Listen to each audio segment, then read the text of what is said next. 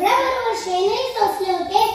तुमच्या भाषेत सांगायचे तर रात्रंदिवस घासले होते. आज मी कसले गाव जायचे? होय, मी सावित्री ज्योतिबा फुले बोलते.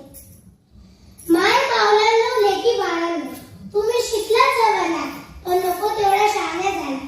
विकृत स्त्रीमुक्तीच्या प्रत्येक जणी कहाण्या झाल्या. माझा वार्ता सांगून स्वार्थासाठी लावत आहात.